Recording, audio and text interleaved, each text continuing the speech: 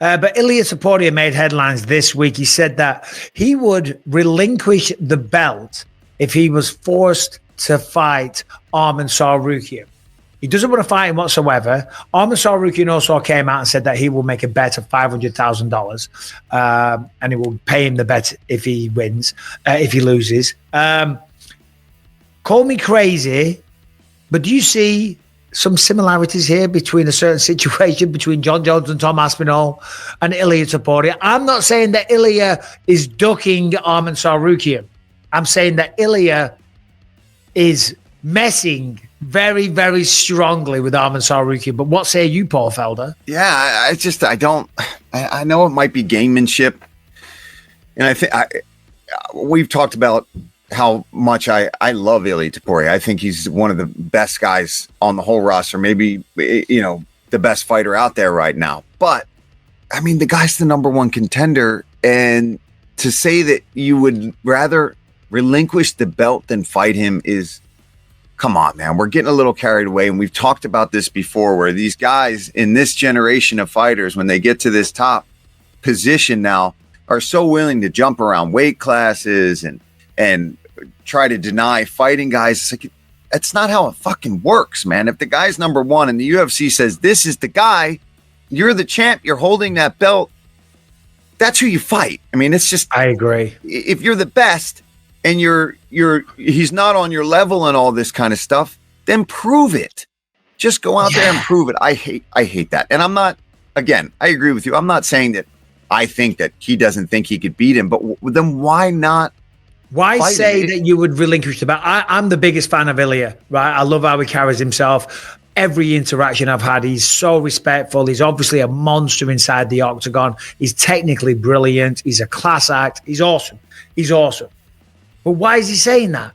I think he's just saying it to get under his skin. But do you think he actually, I mean, he said he would, and we've got to hold him to his word. Yeah, can only take him at his word at this point. But I hate it. I saw that and I was like, come on, man. Here we go again. Now you got a champion who's just looking for the biggest thing. And it's like, look, the UFC is not going to try to put you in a position that's not going to be a big thing. And I think you're getting into a position, Ilia, where you are the thing. They don't need the other guy to necessarily be the thing. You're the guy that people want to see. And obviously, Ilia is saying that he doesn't deserve to be there and he's not reliable and he's a rich, spoiled brat and we've seen him eating the caviar and all the rest of it. He's ranked number one. And to your point, stop picking and choosing, He was saying the same thing about Islam. And I'm not shitting on Ilia. I just said I'm a big fan and I mean that.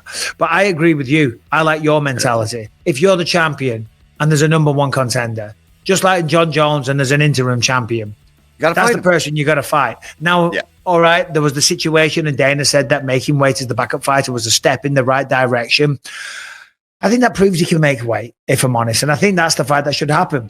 I know Justin Gage is out there, and Justin Gage is saying that if they give it to Paddy the Baddy, then he's going to, I forget the exact expression he used. Yeah, and again, we knew, and we even talked about it when Paddy was facing Chandler, that if he beats Chandler, because everyone was kind of counting him out, right? Except us. I think we picked Paddy in that one. But we knew that people were going to talk shit no matter what, right? So I do feel for Paddy. He's only beating the guys that are getting put in front of him. And like you said, he is doing it in pretty damn good fashion as well. So it's not like he's going out there and having a close decision with somebody like Bobby Green. It's not like he's having a close decision with somebody like Michael Chandler. He's smashing these guys, and that's what you got to do. When somebody maybe isn't in their best form, you got to go out there and you got to look dominant, and he's done that. And it's not up to him to pick and choose these fights. I know a lot of people probably think that's what's happening, but it's the UFC that's putting these names across his desk. He's signing them, and he's going out there and fighting them. So if he ends up in that spot,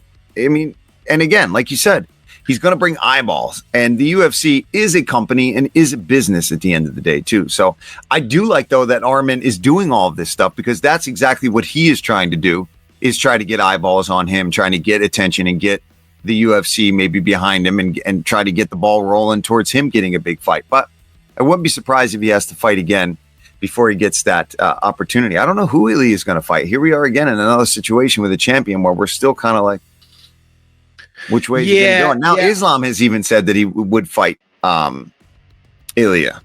Oh, yeah, because Ilia is now ranked number 1 in the pound-for-pound rankings, which obviously seems to have upset Islam Makhachev. I think based upon that, Ilia is undefeated, right? He's undefeated. Yes. He's never been beaten, whereas Islam did get knocked out by Adriano Martins. And, of course, Ilia is already shown to be a 2-weight division champion. So I think when you start talking about pound-for-pound stuff, there's 2 good arguments for Ilia over Islam, even though Islam's been fighting top of the food chain guys one after the other, and he's done it in spectacular fashion. I can kind of see if I was making the pound for pound rankings why I might be inclined. I mean, Justin Gage has put in the work over the years. I think if you're doing it right according to what should be, you know, proper, shall we say, in combat sports, you got to go with Arman Tsarukyan because he's ranked number 1. And then after that, it's got to be Justin Gagey. Or in the meantime, when Arman fights, you have Paddy fight Justin Gagey, and the winner of that fights whoever wins between Arman and Ilia. But it ain't my company, but that seems like the obvious choice. Yeah. I think there's options, or if you give it to, you know, if you do give it to Gaethje, then you have to have Arman and Paddy fight. I think something's got to happen. Yeah, that's where it gets tough, and that's where it's a tricky situation, because I do think there's multiple guys that have a really good right to that championship fight, but only one guy is going to get it, and I think they all have to kind of accept that. And if it's Gaethje, then I'm not mad at it if that happens. Like you said, he's not going to be around too much longer, and he's been pretty open about the fact that the way he fights, how he puts himself on the line, he doesn't plan on doing this for too much longer. So if you give him that, then again, there's fights to be made, and these guys have to accept that, especially the younger guys. Arman's young, Paddy's very young. Like, these guys have time to win, lose a fight, and still work their way back. And, you know, for Paddy, the argument would be, like Arman said, that he hasn't really beaten anybody that's been on a really big win streak. If he beats somebody like Tsarukyan, there's no question that he should be fighting for the belt. You know what, to be honest, it wouldn't surprise me if the fight that they make in the end is Paddy Pimblett, to be quite frank. I mean, the man beat the hell out of Michael Chandler, looked super impressive. He's super popular. He's got legions of fans all over the world. He's very, very entertaining. He appeals to the younger demographic. So, yeah, whilst I feel that on a merit-based system, you know, Paddy Pimblett has got a lot of reasons, and Ilia Topuria is calling for him.